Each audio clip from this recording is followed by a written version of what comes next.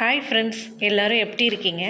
இன்றைக்கி இந்த வீடியோவில் என்னோட ஈவினிங் ரொட்டீன் தான் பார்க்க போகிறோம். சாயங்கால நேரத்தில் கோயிலுக்கு போகிறது எனக்கு ரொம்ப பிடிக்கும். மனசுக்கு ஒரு அமைதி கிடைக்கும். நீங்களும் கண்டிப்பாக இதை ஃபீல் பண்ணுவீங்கன்னு நினைக்கிறேன். வாங்க என்னோட கூடவே நீங்களும் இந்த ஈவினிங் ரொட்டீனை எக்ஸ்பீரியன்ஸ் பண்ணுங்கள். கோயிலுக்கு வந்தாச்சு. வாங்க இப்போ போய் நம்ம சாமி கும்பிடலாம். நம்ம என்ன சொன்னாலும், நம்ம என்ன வேண்டிக்கிட்டாலும், அந்த சாமியவே நம்ம திட்டுனாலும், அதை எல்லாமே பொறுமையாக கேட்குறது கடவுள் மட்டும்தாங்க. விளக்கு வெளிச்சம் போல் என் வாழ்க்கையும் தெளிவாக இருக்கணும். எந்த கஷ்டம் வந்தாலும் அதை தாங்கிக்கிற சக்தி எனக்கு வேணும். எல்லாரும் சந்தோஷமாக இருக்கணும்னு பிரார்த்திக்கிறேன். எல்லாரும் நல்லா இருக்கணும். எனக்கு தைரியத்தையும் மன அமைதியையும் கொடுங்கன்னு வேண்டிக்கிறேன்.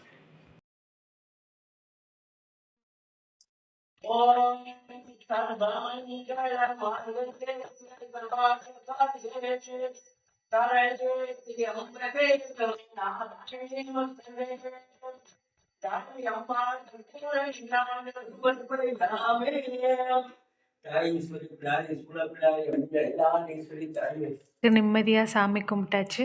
அப்படியே சன்னதியை விட்டு வெளியில் வந்துட்டு சைடில் இருக்க அந்த நாகதேவதையை கும்பிட்டுட்டு அப்படியே கோயிலில் கொஞ்சம் நேரம் உட்காந்துருந்துட்டு நம்ம வீட்டுக்கு போகலாங்க. சின்ன வயசில் அம்மா கூட நிறைய தடவை இந்த கோயிலுக்கு வந்திருக்கேங்க. அப்போல்லாம் அம்மா மட்டும்தான் சாமி கும்பிட்டுட்டு இருப்பாங்க. நான் வெளியில் விளையாடிட்டு தான் இருப்பேன். நான் இப்படிலாம் சாமி கும்பிட்றேன்னு நினைக்கும் போது என்னாலே என்னை நம்ப முடியல. வீட்டுக்கு வந்தாச்சுங்க. அப்படியே அங்கேருந்து கோயிலேருந்து வரும்போது வீட்டுக்கு தேவையான கொஞ்சம் மல்லிகை சாமான்லாம் வாங்கிட்டு வந்தேன். அதெல்லாம் அந்த பாக்ஸில் போட்டு எடுத்து வச்சாச்சு.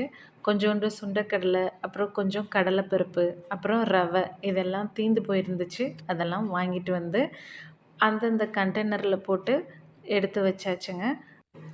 அதே மாதிரி எந்த ஒரு பொருள் ஆனாலும் அதுக்கப்புறம் அதை எடுத்த உடனே நீங்கள் கழுவி வெயிலில் கொஞ்சம் நேரம் காய வச்சுருங்க.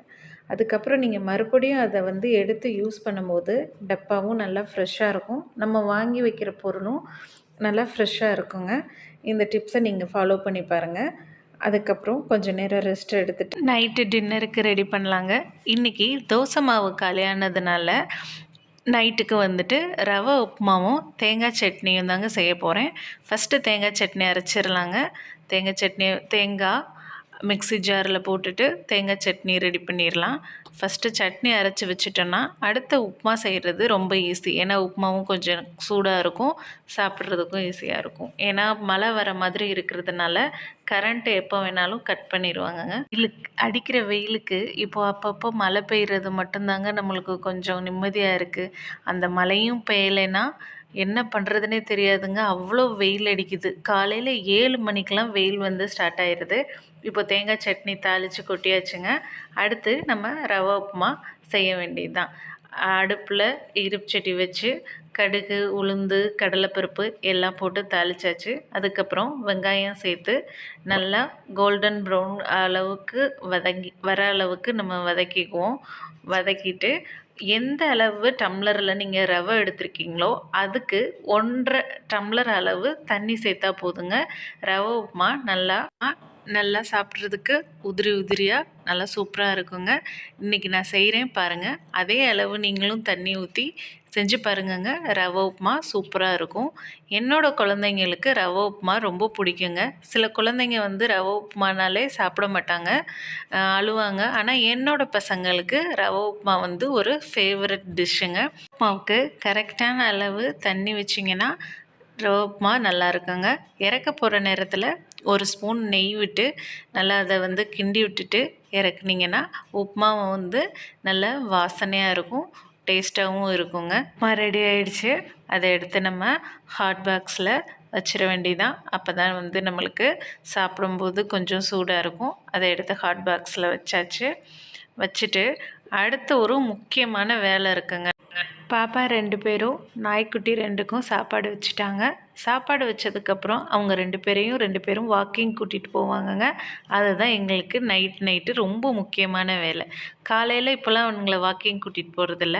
அதுக்கப்புறம் ஃபிஷ் டேங்க்குங்க. இந்த ஃபிஷ் டேங்க்கில் நான் மொத்தம் 6 மீன் அன்றைக்கி வாங்கி விட்டுருந்தேன். என்னென்னு தெரில, 4 மீன் செத்து போச்சு, 2 மீன் தான் இருக்குது. வாக்கிங்க்கு ரெடி ஆயிட்டாங்க. வாக்கிங் போவோம். எப்படா அம்மா வந்து அந்த பெல்ட்டு, அந்த சங்கிலி எடுப்பாங்க அப்படின்னு 2 பேரும் பார்த்துட்டே இருப்பானுங்க. இப்போ வாக்கிங்க்கு கிளம்பியாச்சு.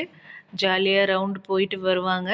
இவளுக 2 பேரும் ஃபாஸ்ட்டா நடக்கிறாங்களோ இல்லையோ, அவளுகள அந்த 2ம் இழுத்துட்டு ஓடிரும் போல, அவ்வளோ ஃபாஸ்ட்டா போகும். எனக்கு என்ன பயம்னா, பின்னாடி நான் கூட போயிட்டே தாங்க இருப்பேன். இவன்களுக்கு ரோடெல்லாம் கிராஸ் பண்ண தெரியாது. நம்ம ரோட்லயே இருக்கிற நாய்னா அதுங்களுக்கு தெரியும். ஆனா இவனுங்களுக்கு அப்படிலாம் தெரியாதுங்க. அதனாலேயே பார்த்து பொறுமையா அவனுங்கள கூட்டிட்டு வரணுங்க. கரெக்டா ஆனா அவனுங்களுக்கு வீடு இங்க இருக்குன்னு தெரியும். ஆனா அவனுங்களுக்கு ரோடு கிராஸ் பண்ண தெரியாது. அதே மாதிரி வேற நாய் இருந்தா 2 பேரும் அந்த நாய போய் பார்க்கணும், அத கடிக்கணும்னு போமாட்டானுங்க. அத போய் பார்க்கணும்னு சொல்லிட்டு ஃபாஸ்ட்டா போவானுங்க. ஃபாஸ்ட்டா வர்றத பார்த்துட்டு அந்த பக்கத்துல இருக்கிற நாயி அவனுங்கள அவனுங்க சண்டைக்கு தான் வரானுங்களான்னு சொல்லிட்டு அவனுங்கள கடிச்சிருவானுங்களோன்னு எனக்கு ரொம்ப பயமா இருக்குங்க. வாக்கிங் போயிட்டு வந்தாச்சு. அதுக்கப்புறம் நைட்டு டிஃபன் சாப்பிட்டாச்சு. அப்புறம் அடிக்கிற வெயிலுக்கு நாளைக்கு 2 பேரும் என்ன கேட்டாங்கன்னா, என்கிட்ட நட்ஸு மில்க் ஷேக் கேட்டாங்க. நைட்டே வந்து அதுக்கு ஊற வச்சிட்டோம்னா காலையில் ஒரு 11 மணி போல் அதை வந்து அரைச்சி கொடுக்குறதுக்கு ஈஸியாக இருக்கும்.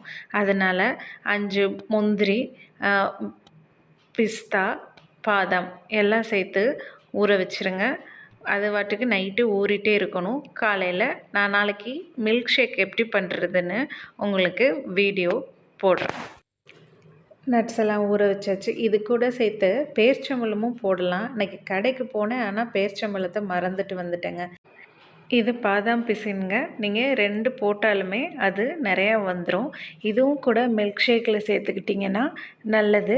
வெயில் காலத்துக்கு உடம்பு வந்து ரொம்ப ஹீட் ஆகாமல் இது தடுக்கும். அதுக்கப்புறம் கொஞ்சமாக இருக்க பாத்திரத்தையும் நைட்டே நான் விளக்கி வச்சுருவேன். விளக்கி வச்சுட்டு அடுப்படியை வந்து நீட்டாக வச்சுட்டு படுத்தோம்னா காலையில் எந்திரிச்சு வந்து பார்க்கும்போது நம்மளுக்கு மைண்ட் கொஞ்சம் ஃப்ரெஷ்ஷாக இருக்குங்க. நம்ம பாட்டுக்கு நம்ம வேலையை கடகடன்னு செஞ்சிடலாம். அடுப்பையும் கையோடு அப்படியே மறக்காமல் தொடச்சிரு. காலையில் நீங்கள் எந்திரிச்சு வந்து பார்க்கும்போது அடுப்படி ஃப்ரெஷ்ஷாக இருக்கும். உங்களோட மைண்டும் ஃப்ரெஷ்ஷாக இருக்குங்க. இந்த வீடியோ பிடிச்சிருந்துச்சுன்னா எனக்கு ஒரு லைக் பண்ணுங்கள். என்னோடய சேனலை சப்ஸ்கிரைப் பண்ணுங்கங்க. மீண்டும் ஒரு லாங் வீடியோவில் சந்திக்கிறேன். Good night.